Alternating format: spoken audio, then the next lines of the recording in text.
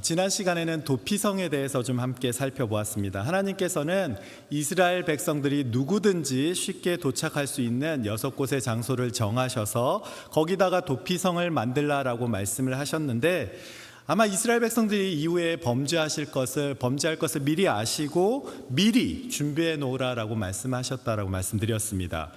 도피성의 목적은 부지 중에 살인한 사람이 거기에 피함으로 인해서 피해 보복이 계속되는 것을 막을 뿐 아니라 이스라엘이 가나안 땅에서 앞으로 거주하는 동안에 약한 사람들을 보호해주고 실수하는 사람들에게도 다시 한번 기회를 주는 그런 공동체가 되는 것을 도피성을 통해서 가르쳐 주시는 것이다 라고도 말씀을 드렸습니다.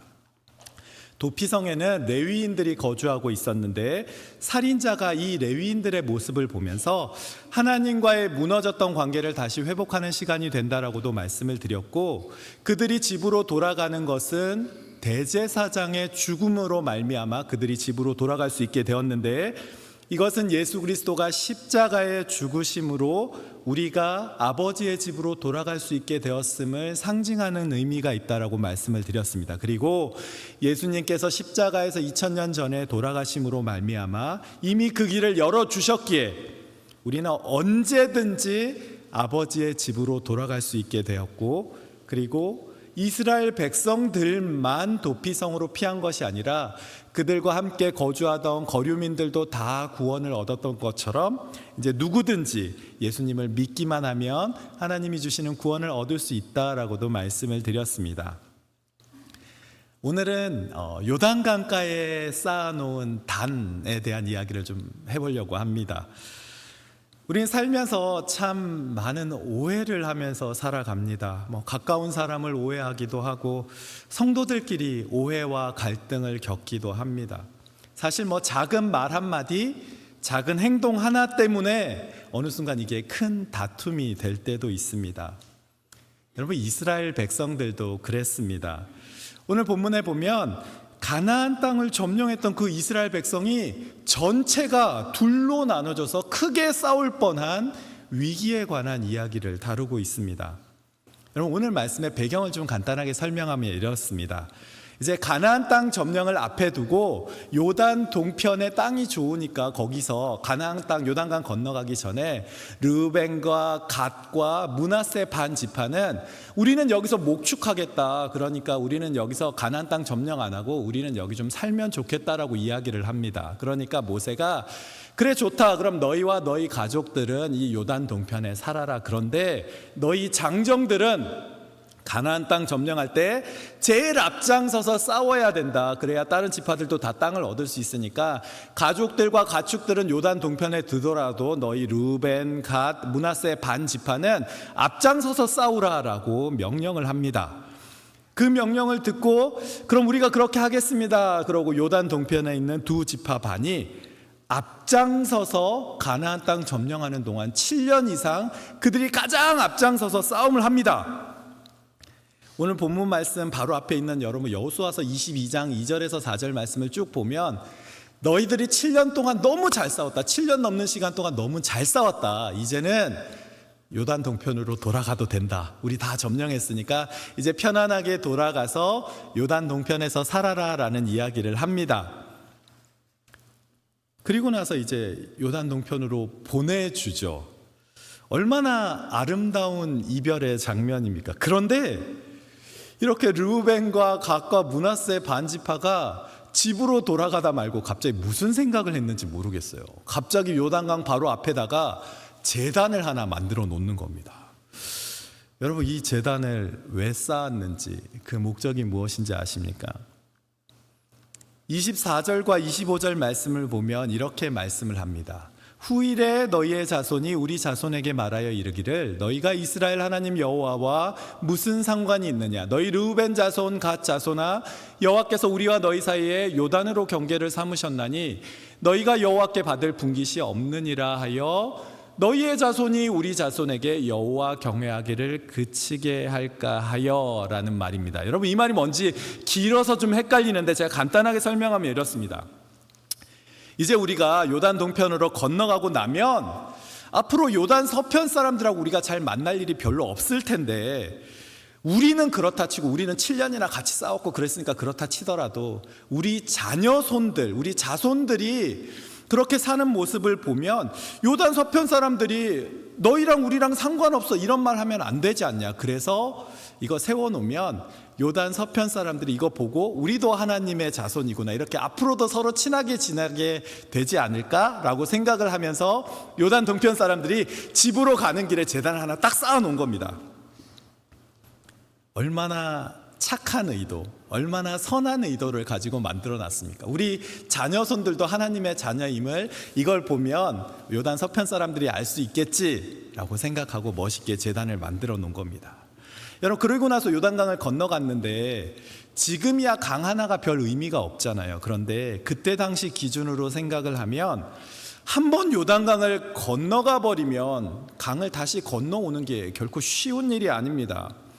요단 서편 사람들하고의 교류는 앞으로 거의 끊어질 수도 있죠. 왜냐하면 요단강이 우기가 되면, 여러분, 요단강이 우기가 되면 수심도 훨씬 깊어지고 강폭도 너무 넓어지고 유속도 굉장히 빨라지니까 도저히 건너갈 수가 없게 되잖아요. 그러니까 나중에 돼서 우리 자녀손들이 우리랑 다른 민족이다라는 소리 들으면 안 되니까 그냥 하나 만들어 놓고 간 겁니다.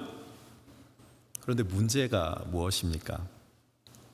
이런 얘기를 좀 요단 서편에 있는 사람들한테 미리 해주든가, 아니면 무슨 여호수아한테 미리 하고 가든가, 그냥 뭐 만들어 놓고 간 거예요. 그러니까 요단 서편에 사는 사람들은 어떤 생각을 했을까요? 아니, 저 제단은 도대체 뭐길래 만들어 놨나, 이런 생각이 들지 않겠습니까? 그냥 단 하나를 보고 있으니 이 사람들이 걱정을 하기 시작합니다. 요단 서편 사람들이, 저 요단 동편 사람들이 제단을 만들고 갔네? 우상 숭배하려는 거 아니야? 큰일 났다. 빨리 저 사람들 어떻게 해야 되겠다라는 생각이 그들의 마음에 든 거죠. 왜냐하면 모세의 율법에 따르면 하나님이 지정하신 장소 실로에 있는 그 성소에만 제단을 만들 수 있고, 다른 데다가 제단을 만들면 이건 하나님 반역하는 거고 우상 숭배하는 거기 때문에 그렇습니다. 그래서 그 제단 쌓았다는 이야기를 듣고 서쪽 지파 사람들이 하는 일이 뭐냐 하면 12절 말씀을 한번 보십시오. 12절 말씀 보면 이렇게 얘기를 하죠. 이스라엘 자손들이, 서쪽 지파 사람들이 이걸 듣자마자 곧 이스라엘 자손의 온 회중이 실로에 모여서 그들과 싸우러 가려 하니라.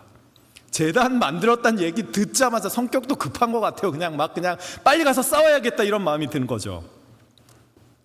왜 이렇게 이들이 급하게 싸우려고 했을까요? 제가 보기에는 이스라엘 백성들 마음 가운데, 그 생각 가운데 트라우마가 있었던 것 같아요. 예전에 바알부올의 사건, 아간의 범죄, 이런 것들이 그 사람들의 마음에 계속 남아있는 거죠.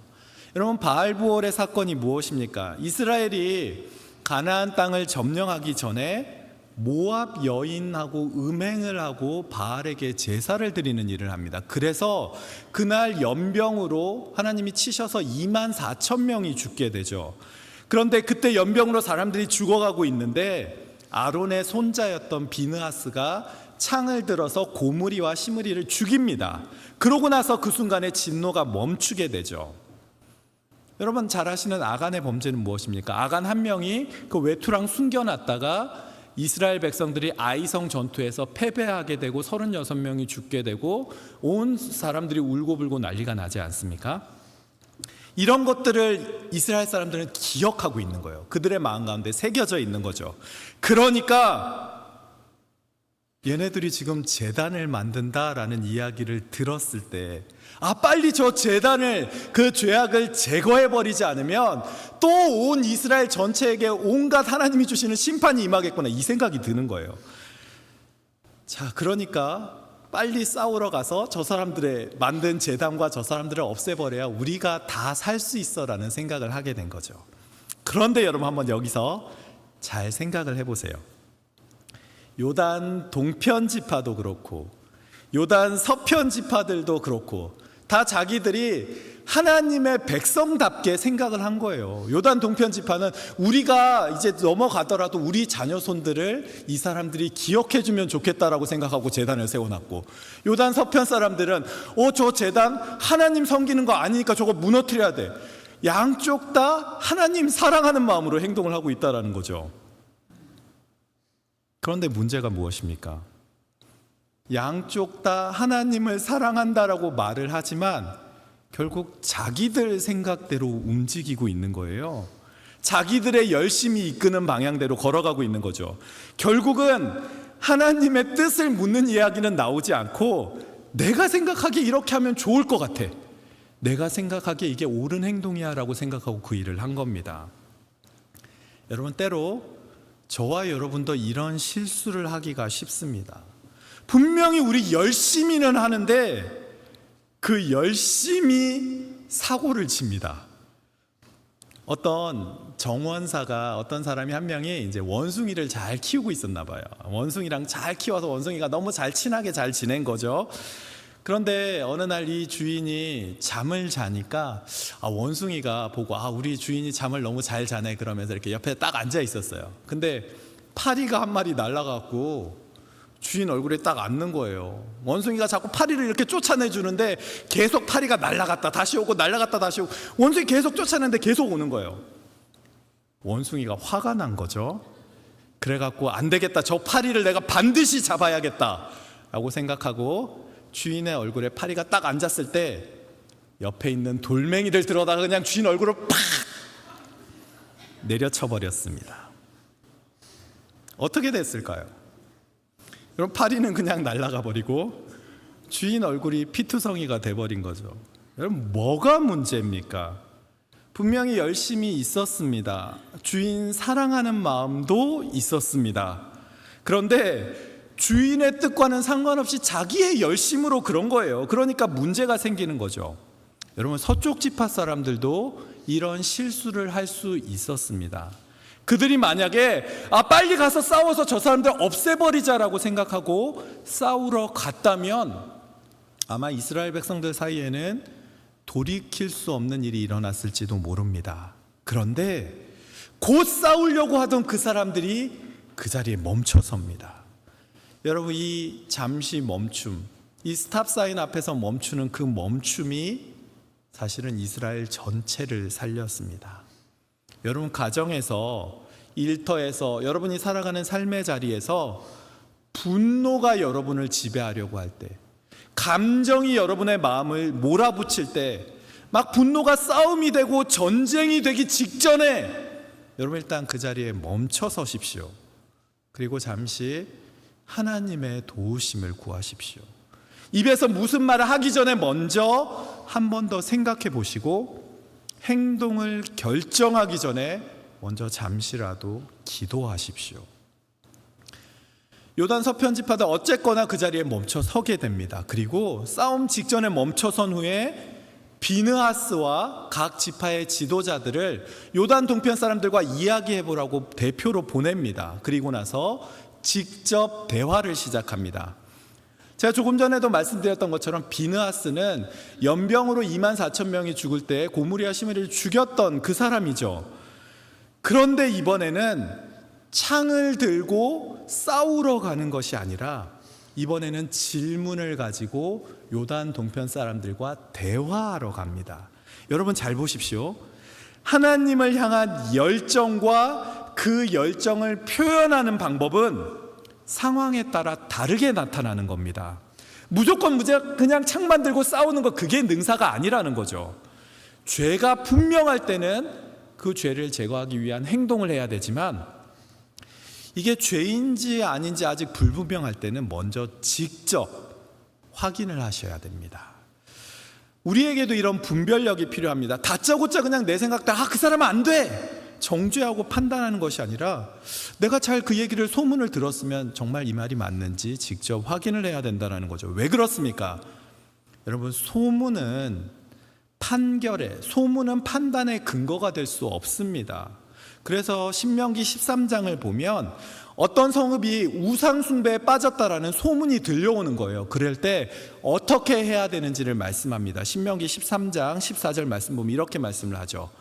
너는 자세히 묻고 살펴봐서 정말 이런 가증한 일이, 우상숭배하는 일이 너희 가운데 있는 것이 확실한 사실로 드러나면 확실하게 묻고 살펴서 확실하게 드러나면 그 다음에 행동해라 라고 말씀을 하고 있는 겁니다. 보십시오. 먼저 해야 되는 일이 무엇입니까? 자세히 묻고 살펴봐야 되는 거죠.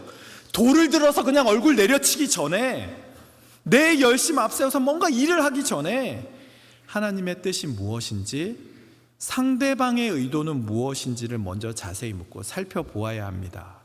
그런데 수많은 사람들이 분노에 휩쓸리게 되고 감정에 휩쓸려 버리게 되면 이 과정을 생략해 버립니다. 하나님께 묻지 않고 그냥 자기 마음대로 그냥 일단 쳐버리는 거죠. 여러분, 그래서 잠언 18장 13절 말씀을 보면 이렇게 말씀을 합니다.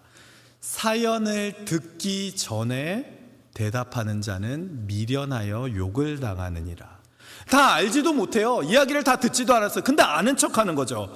그런 사람은 미련한 사람이다. 그런 사람은 결국 욕을 당한다라고 말씀을 합니다. 여러분 잘 아시는 야고보서 1장 19절 말씀은 이렇게 말씀을 합니다. 내 사랑하는 형제들아, 너희가 알고 있으니 사람마다 듣기는 속히 하고 말하기는 더디하며 성내기도 더디하라. 여러분, 먼저 잘 들으셔야 하는 거죠. 말하거나 성내는 거 그 다음에 해야 되는 일입니다. 그런데 안타깝게도 우리의 문제는 무엇입니까? 정반대로 살아가는 거죠. 듣기는 더디합니다. 말 다 끝나지도 않았으면 다 듣지도 않습니다. 그런데 다 듣지도 않고 자기 말하기에 막 바쁜 거예요. 그렇게 말하면서 자기가 자기 말에 흥분을 합니다. 막 혼자 말하면서 열을 받아가지고 혼자 막 주체를 못하죠. 여러분 혹시 부부싸움 해보셨습니까? 아니면 자녀들이랑 말싸움 해보셨습니까? 표정들을 보니 단 한 번도 해보지 않았다. 우리 집은 너무 화평하다. 이런 표정들을 다 짓고 계시는데, 여러분 부부싸움이나 자녀들과의 말싸움, 또 친구들과의 싸움을 한번 가만히 생각해 보시면 정말 처음에는 다 별거 아닌 말 한마디로 시작을 합니다. 그런데 그 말 한마디에 그 마음이 긁히는 거죠. 그 마음에 상처를 받기 시작하는 겁니다. 그러면 서로 화를 내기 시작합니다. 서로 화를 내다 보면 그 화는 점점 더 커지게 되고 나중에는 온갖 이야기 다 끌어와서 서로를 공격하다가 나중에 도대체 우리가 왜 싸우고 있는 거지? 화를 냈던 원인은 다 사라져버리고 그냥 분노하는 감정만 남아있게 되는 겁니다. 여러분, 사람 사이의 관계도 그렇습니다. 말 한마디, 행동 하나에서 시작된 작은 분노가 어느 순간 평생 원수를 만들어버립니다. 말 한마디가 천냥빚을 갚는 것이 아니라 말 한마디 때문에 평생 원수가 돼버리는 것이죠. 여러분, 그러면 우리의 입에는 어떤 말들이 있어야 될까요? 비느하스가 한 말을 여러분 한번 가만히 잘 생각해 보십시오. 19절 말씀입니다.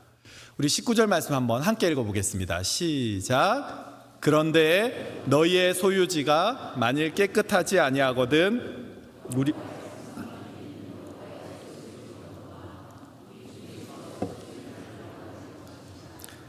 오직 우리 하나님 여호와의 제단 외에 다른 제단을 쌓음으로 여호와를 거역하지 말며 우리에게도 거역하지 말라. 여러분, 이 말이 무슨 뜻일까요? 만약에 너희 지금 나눠준 너희 땅 불만 있어서 그 제단 쌓은 거면 우리 땅 나눠줄게. 그러니까 우리한테로 들어와. 그 제단 쌓지 말고 우상 숭배하지 말고 그냥 우리 거 나눠줄 테니까 우리랑 같이 있어. 하나님 섬기고 같이 있자라고 말을 하는 거죠. 여러분, 이 말을 잘 생각해 보십시오. 저는 정죄하는 말과 권면하는 말의 차이가 바로 여기 있다라고 생각을 합니다. 정죄하는 말은 그냥 상대방 잘못 지적하면 그것으로 끝입니다. 너 이거 잘못했어. 그럼 그걸로 끝나는 거죠. 얼마나 쉽습니까? 그런데 여러분, 권면하는 말은 어떻습니까? 그 말에는 사랑이 담겨져 있습니다. 그래서 내가 좀 손해보더라도, 아니 내 몫을 다른 사람에게 준다 할지라도 그 사람을 바로잡으려고 하는 거죠. 여러분, 자녀들한테 말씀하실 때는 다 사랑으로 말씀하시지 않습니까? 지금 비나스의 말을 잘 보면 얘들아, 너희들 땅 필요하면 내가 내 땅 줄게. 우리 땅 줄게. 내가 손해볼게. 그러니까 제단 쌓고 우상 만들지 말고 우리랑 함께 있자. 내가 손해봐도 괜찮아. 우리가 함께 있는 게 더 소중한 거야 라고 말을 하는 겁니다. 여러분, 정죄의 목적은 나의 유익에 있을 때가 많습니다. 그런데 권면의 목적은 그 사람의 돌이킴, 그 사람의 유익, 그 사람을 위해서 기꺼이 손해볼 수 있는 게 권면이 되는 겁니다. 이 말을 듣고 나서 요단 동편 지파 사람들이 뭐라고 말을 하는지 아십니까? 제가 생각해요. 제가 만약 요단 동편 지파였으면 좀 섭섭했을지도 모를 것 같아요. 왜냐하면 아니 우리가 7년 동안 제일 앞장서서 가나안 땅 점령할 때 7년이나 제일 앞에 가서 싸웠는데 내가 어떻게 싸웠는지 이걸 아직도 못 믿나? 내가 우리 하나님을 얼마나 사랑하는지 아직도 못 믿나? 이런 생각이 들었을 것 같아요. 그런데 요단 동편 사람들이 이런 말 한마디도 하지 않습니다. 이렇게 대답을 하죠. 22절 말씀을 보면 이렇게 말씀을 합니다. 전능하신 자 하나님 여호와, 전능하신 자 하나님 여호와께서 아시나니 이스라엘도 장차 알리라. 이 일이 만일 여호와를 거역함이거나 범죄함이거든 주께서는 오늘 우리를 구원하지 마시옵소서. 뭐라고 이야기하냐면 하나님이 다 아신다. 하나님이 우리 마음 다 아셔. 하나님 우리 정직한 마음 그 마음 다 아셔 라고 말을 합니다. 그런데 중요한 건 그 다음에 하는 말입니다. 하나님이 아신다. 그러니 우리가 굳이 너희에게 말할 필요가 없어 라고 말하는 것이 아니라 하나님이 다 아셔. 그런데 그렇기 때문에 나는 얼마든지 정직하게 너희에게 말할 수 있어 라고 말을 하는 겁니다. 여러분, 우리는 종종 하나님이 아신다라는 말로 설명을 회피할 때도 있고 책임도 회피할 때가 있습니다. 여러분, 물론 하나님은 다 아십니다. 그런데 사람은 모르잖아요. 우리가 정말 사람 사이의 오해를 풀기를 원한다면 내가 오해하게 한 행동에 대해서도 하나님과 사람 앞에서 정직하게 설명할 수 있어야 합니다. 요단 동편 지파들이 그랬던 거죠. 그들은 우리 정직하게 단을 쌓았고 그 목적을 그대로 요단 서편 사람들에게 설명을 합니다. 다른 이유 있는 게 아니고 우리 자녀손들도 여전히 하나님의 백성인 거 너희들에게 알려주려고 그래서 이거 쌓아놓은 거야 라고 설명을 하죠. 우상 섬기기 위한 제단이 아니고 하나님의 백성이라는 증거일 뿐이야 라고 말을 합니다. 여러분, 잘 보십시오. 숨길 것이 없으니 그 말하는데 더할 것도 없고 뺄 것도 없습니다. 그냥 있는 그대로 숨길 것이 없으니까 그냥 이야기하는 거예요. 그런데 지금 우리는 어떻습니까? 우리가 가만히 하는 우리의 이야기를 잘 돌아보다 보면 종종 내 생각을 덧붙이기도 하고 때로는 내 판단을 슬며시 끼워 넣기도 합니다. 그러면서 내가 중간에서 오해 해결해 줄게 라고 말을 하지만 그렇게 생각이 들어가기 시작하면 오해를 더 크게 만들어 놓습니다. 그러나 여러분, 우리가 오해를 풀기 위해서는 더하거나 빼거나 내 생각을 집어넣는 것이 아니라 있는 그대로 전해야 하는 것이죠. 그래서 여러분, 마태복음 5장 37절 말씀 보시면 예수님께서 이렇게 말씀을 합니다. 오직 너희의 말은 옳다 옳다 아니라 아니라 하라. 이거에서 지나가는 것, 이거보다 심한 것은 악에서부터 나온다라고 말씀을 하세요. 왜 이렇게 말씀을 하십니까? 자기 생각을 넣기 시작하면 전하는 사람의 악한 의도가 자기도 모르게 들어가기 쉬우니까 그런 거죠. 요단 동편 지파는 그런 게 전혀 없었습니다. 있는 그대로 자기의 마음을 있는 그대로 전하죠. 여러분, 이 말을 듣고 나서 요단 서편 지파 사람들이랑 비느하스가 어떻게 하는지 아십니까? 30절 하반절 보면 이렇게 말씀을 합니다. 그 말을 듣고 좋게 여긴지라. 여러분, 그 설명을 듣고 나서 되게 좋다, 그 말이 맞다라고 생각을 한 거예요. 그런데 여러분, 이런 결정하는 게 쉬운 일이 아닙니다. 왜냐하면 그 말을 듣고 지금 좋게 여기려면 그 전에 내 생각이 틀렸구나라는 걸 인정해야 되기 때문에 그렇습니다. 내가 지금 좋게 여기려면 때로는 내 자존심을 꺾어야 될 때도 있고, 내가 지금 좋게 여기려면 내가 예전에 실수했구나라는 걸 인정해야 될 때가 있는 겁니다. 그래야 지금 좋게 여기죠. 그뿐이 아닙니다. 지금 요단 서편 사람들은요, 지금 요단 서편에 가면 어디 모여 있죠? 싸움하려고 지금 실로에 모여 있습니다. 그러면 그 말을 듣고 우리가 좋게 여기려면 그 요단 서편 사람들 몰려있는 데 가서 이제 우리가 다 설명을 해야 됩니다. 우리가 오해했었다. 사실 그 사람들의 마음은 그런 게 아니다. 가서 설명을 다 해야 되는 거죠.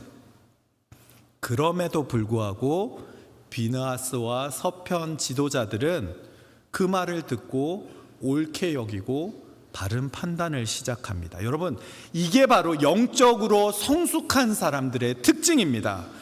영적으로 성숙한 사람들은 항상 내 생각이 옳습니다, 항상 내 판단이 옳습니다라고 말하지 않습니다.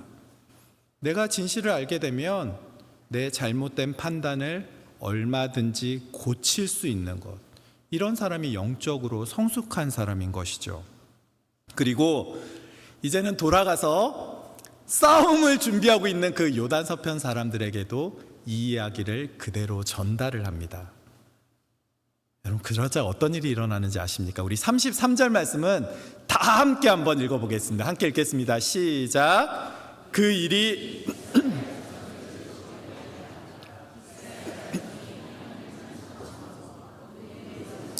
가짜손이 거주하는 땅에 가서 싸워 그것을 멸하자 하는 말을 다시는 하지 아니하였더라. 아멘. 여러분, 그 이야기를 듣고 나서 싸움 준비하던 사람들이 갑자기 기뻐하기 시작하는 거예요. 이게 말이 돼요? 싸움을 막 준비하다 갑자기 하나님을 찬양하기 시작하는 거예요. 전쟁을 준비하던 사람들이 찬송하는 사람으로 바뀌었습니다. 그런데 여러분, 한번 가만히 생각해 보십시오. 무엇이 이 요단 서편 사람들을 바꾸어 놓았습니까? 놀라운 기적이 일어나서 요단 서편 사람들 바뀐 게 아닙니다. 그 사람들 가운데 뭔가 대단한 재앙이 일어난 것도 아니죠. 형제들이 서로의 말을 잘 듣고 진실이 무엇인지를 함께 확인하고, 요단 서편 사람들도 요단 동편 사람들도 우리가 다 하나님 안에서 하나이구나, 우리가 다 하나님을 사랑하는구나라는 이 사실을 확인하고 그러고 나니 하나가 되고 하나님을 찬양하게 되는 겁니다.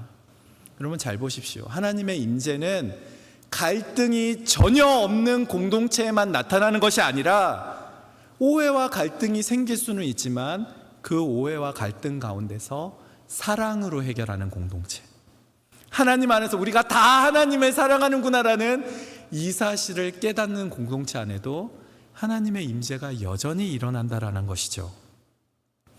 교회도 마찬가지입니다.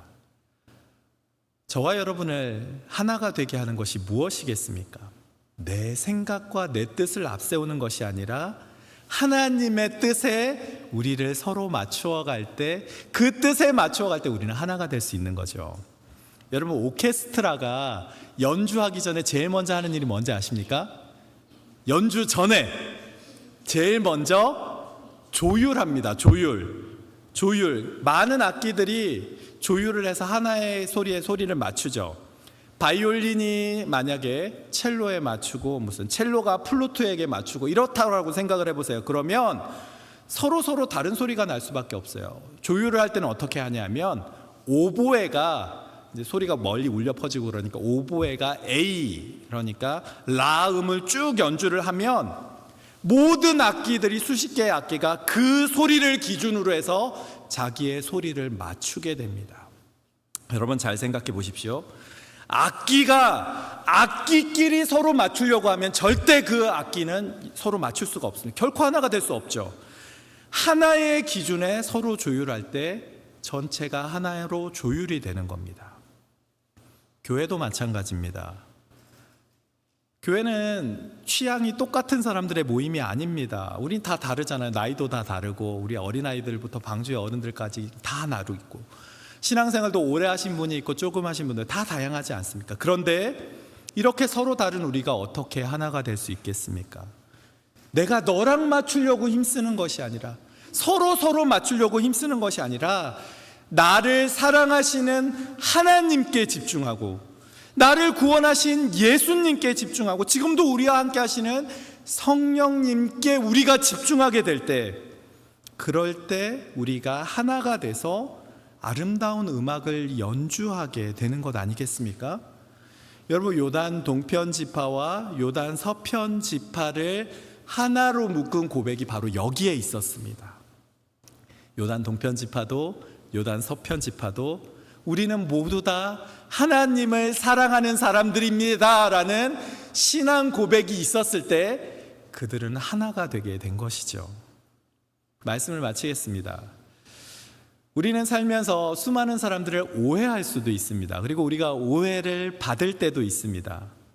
그런데 여러분, 오해가 생겼을 때, 오해를 할 때 먼저 상대방의 말에 좀 귀를 기울여 주십시오. 그리고 여러분, 말하실 때 정죄하는 말 대신에 좀 권면의 말을 해 주십시오. 비난을 하는 것이 아니라 좀 사랑으로 좀 품어주세요. 그리고 여러분이 만약 진실을 알게 되었다면 여러분의 시선을 다른 사람을 향하는 것이 아니라 우리와 함께 하시는 예수님을 향하실 수 있기를 바랍니다. 여러분, 예수님께서 어떻게 하셨습니까? 에베소서 2장 14절 말씀 보면 이렇게 말씀하죠. 우리 함께 읽겠습니다. 시작. 그는 우리의 화평이신지라 둘로 하나를 만드사 원수된 것 곧 중간에 막힌 담을 자기 육체로 허시고.